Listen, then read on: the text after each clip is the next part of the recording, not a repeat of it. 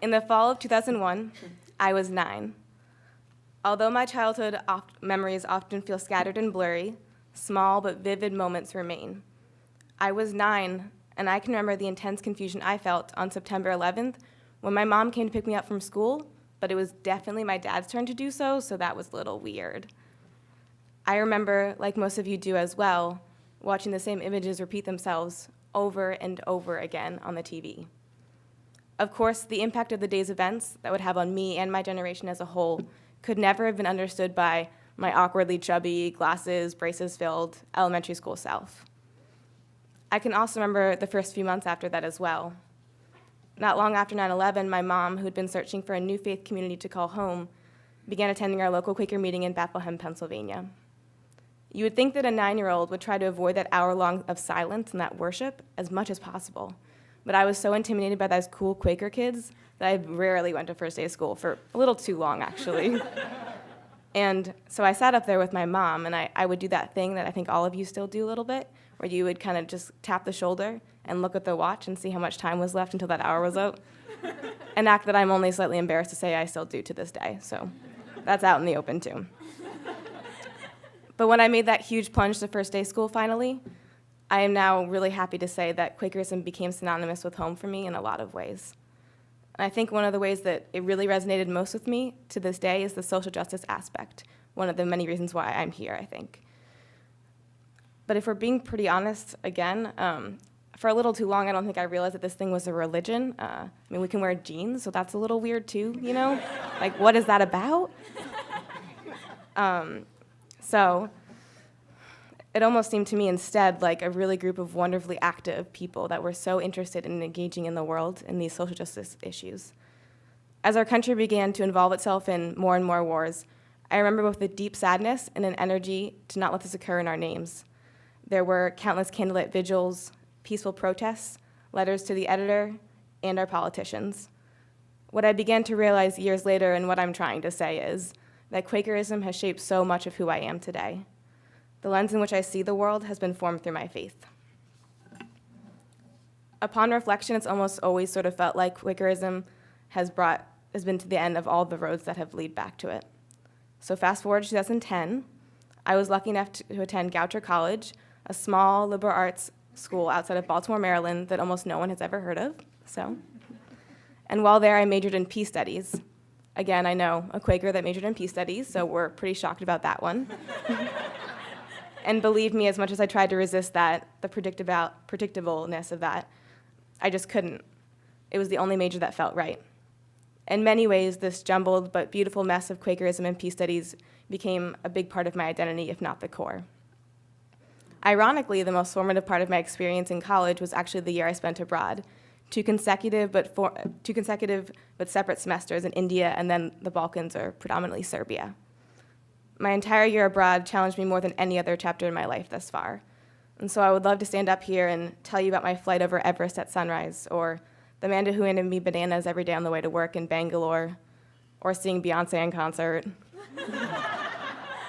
or most notably, the most extraordinary people I may ever meet. If you stay with me, I think I'd like to quickly paint one more story, or as Ira would say, Act 2. As a part of my semester in the Balkans, I was required to do an independent study project. I wrote mine on the personal memories of the 1999 NATO bombings in Belgrade. It's a strange thing to write about an event that occurred when I was only 7 years old, but then again, I began my speech with an event that occurred when I was 9.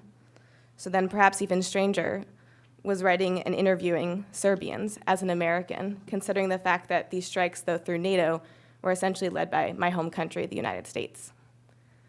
Prior to this project, I think I had a tendency to disregard the stories of those living in Belgrade when comparing them to the other stories that I later heard throughout Bosnia and Kosovo. One of my interviewees said something that I hope I'll never forget, and I hope resonates with you all as well. She said, "It's not normal to have to do that. You shouldn't have to compare one traumatic event to another. A conflict is a conflict, and you shouldn't have to lessen your experiences because of that. There is no such thing as a single story in a conflict. War is a very messy thing." My whole time in the Balkans taught me that the ways in which the region was and still is portrayed is deeply flawed, but it was these one-on-ones and these interviews that truly forced me to understand just how complex relationships and conflict are. And hearing stories from across the region about the siege of Sarajevo, or the cities that remain divided to this day, only reinforced my deep-seated desire for peace. Wanting to fight for these stories to be heard, but even more to try to prevent these wars from entangling themselves in all the ways that wars seem to do into the lives of the people that I came to love and will come to love, remained with me back at Goucher. It became clear that working to make the world a more peaceful place was what I needed to pursue. So last year, I was actually one of you. I was back there, all the way in that corner, hiding a little bit, listening to program assistant speeches. I had later turned to Shannon because I was so blown away, a girl that I had just met at the time, but I am now so honored to be sharing the stage with tonight. And I said, "There's no way that I could ever do that, right?"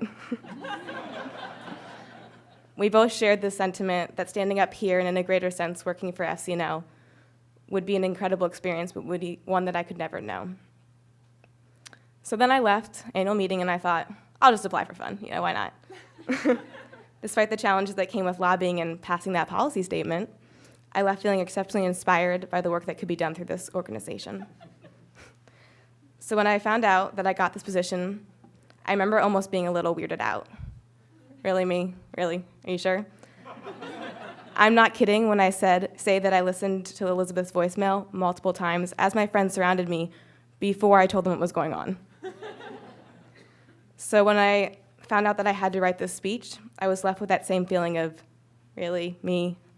You want me to talk about what led me here to FCNL? And how could I ever answer that question? I'm still not so sure.